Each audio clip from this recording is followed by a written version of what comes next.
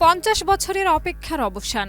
চন্দ্রাভিযান শেষে নিরাপদে পৃথিবীতে ফিরলেন 4 নভোচারী। ইতিহাস গড়ল আর্টেমিস 2 মিশন। 11 এপ্রিল সকালে প্রশান্ত মহাসাগরে সফলভাবে অবতরণ করে ওরিয়ন মহাকাশযান। ক্যালিফোর্নিয়া সান ডিয়েগো উপকূলে প্যারাশুটের মাধ্যমে স্প্ল্যাশ ডাউন সম্পন্ন হয়।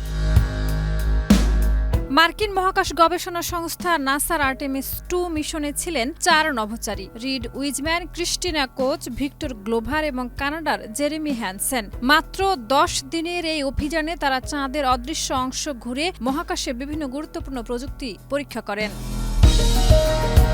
1972 সালের অ্যাপোলো 17-র পর এটাই প্রথম মানববাহী চন্দ্রাভিযান। এছাড়া এই মিশনে তৈরি হয়েছে নতুন ইতিহাস।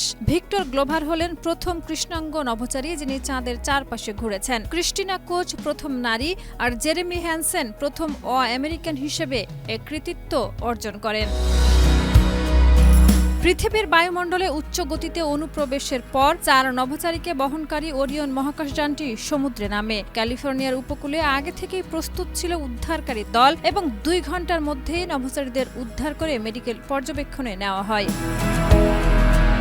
কমান্ডার রিড উইজম্যান বলেন, এটা ছিল অসাধারণ এক যাত্রা। আমরা সবাই সুস্থ আছি আর পৃথিবী সত্যি অসাধারণ সুন্দর।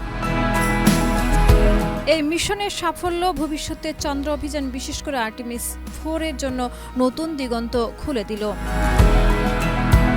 শাহিদা রুবি, মাই টিভি।